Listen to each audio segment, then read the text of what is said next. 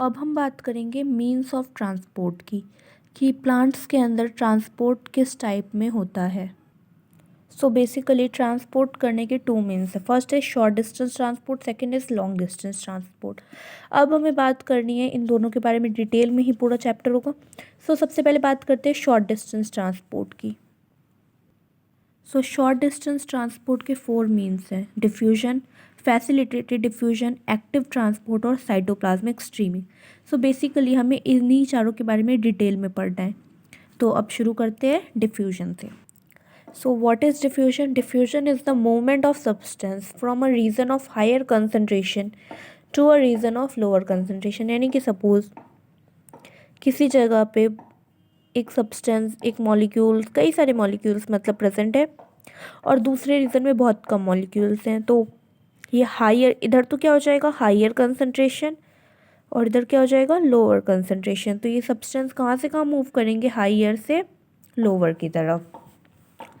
देखो डिफ्यूजन क्या है, पैसिव प्रोसेस है। पैसिव प्रोसेस का मतलब क्या हो जाएगा, नो एनर्जी एक्सपेंडिचर, यानी कि कोई भी एनर्जी इसके अंदर खर्च नहीं होगी। बेसिकली इसके अंदर कोई भी एटीपी यूज़ नहीं होगी। अब ये बहुत ही स्लो है। और देखो ये एक इम्पॉर्टेंट पॉइंट है, it is the only method of transport of gases, यानी कि डिफ्यूजन एक इकलौता मेथड है ट्रांसपोर्ट ऑफ गैसेस के लिए। इसलिए बहुत ही ज़्यादा इम्पॉर्टेंट हो जाता है। अब देखो ये सिस्टम पे डिपेंड नहीं करता है। क्यों नहीं करता है? देखो जैसे कि मतलब डिफ्यूजन है, ये सपोज किसी सेल के अंदर हो रहा है तो भी मूवमेंट कहाँ से कहाँ होगा, हायर से लोअर की तरफ। या फिर हम इन विट्रो कहीं लैब वगैरह में या कैसे भी कर सकते हैं, तो वहाँ पे भी क्या होगा, हायर कंसंट्रेशन से लोअर कंसंट्रेशन की तरफ होगा। अब हम बात करते हैं कि डिफ्यूजन का रेट किस किस फैक्टर्स पे डिपेंड करता है, किस किस से अफेक्ट होता है। फर्स्ट फैक्टर है कंसंट्रेशन ग्रेडियंट। देखो कंसंट्रेशन ग्रेडियंट का मतलब क्या है, जैसे कि मैं यहाँ पे बना रही हूँ, सपोज ये 10 पार्टिकल्स हैं और इधर 2 हैं, तो यहाँ पे इनके बीच का डिफरेंस कितने का आ गया, 8 का डिफरेंस आया ना। अगर इधर 10 है और इधर 11 है, सॉरी, इधर और इधर मान लेते हैं 3 है, तो 8 का डिफरेंस आ गया।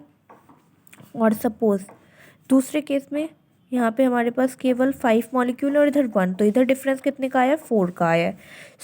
डिफ्यूजन फास्ट किस में होगा, जिसके अंदर कंसंट्रेशन ग्रेडियंट ज़्यादा होगा। फर्स्ट फैक्टर ये है। नाउ सेकंड फैक्टर क्या हो जाएगा, परमिएबिलिटी ऑफ मेम्ब्रेन, कि अगर ये मेम्ब्रेन के आर पार जा सकता है तो डिफ्यूजन फास्ट होगा। जैसे और अगर नहीं जा सकता है, कि जैसे कि मेम्ब्रेन क्या है, परमिएबल है, तो वो आसानी से सबको जाने देगी, पर इम्परमिएबल मेम्ब्रेन है वो किसी को मूव ही नहीं करने देगी। इस पे भी डिपेंड करता है।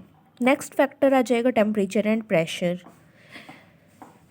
इससे भी नेक्स्ट फैक्टर क्या हो जाएगा, size of molecule. Size of molecule का क्या मतलब होता है कि जो छोटे मॉलिक्यूल्स होते हैं, जो छोटे साइज़ के मॉलिक्यूल होते हैं, वो ज़्यादा फास्टली डिफ्यूज़ करते हैं as compare to larger molecules.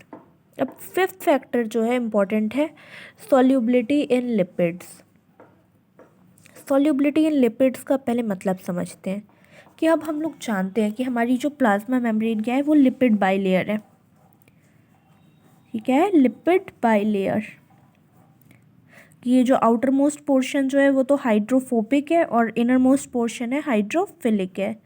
अगर कोई मॉलिक्यूल है, सपोज ये मॉलिक्यूल जो आ रहा है ये कैसा है, फोबिक ही है, हाइड्रोफोबिक है, और ये भी कैसा है, हाइड्रोफोबिक ही है, ये भी हाइड्रोफोबिक है, तो ये इजीली इसके अंदर सॉल्यूबल होके आसानी से ट्रांसपोर्ट हो सकता है। जो मॉलिक्यूल आसानी से सॉल्यूबल होके लिपिड के अंदर आसानी से पार हो जाएंगे, उनका डिफ्यूजन रेट हाई होगा। बेसिकली हाइड्रोफोबिक मॉलिक्यूल्स का डिफ्यूजन रेट हाई फास्ट होगा। और अब मान लेते हैं कि एक मॉलिक्यूल आया जो कि है हाइड्रोफिलिक। अब ये बेचारा हाइड्रोफिलिक मॉलिक्यूल तो पहले ही पास नहीं हो पाएगा ना। सॉल्युबिलिटी इज इन लिपिड भी एक इम्पॉर्टेंट फैक्टर है। ये हो गया हमारा डिफ्यूजन कंप्लीट।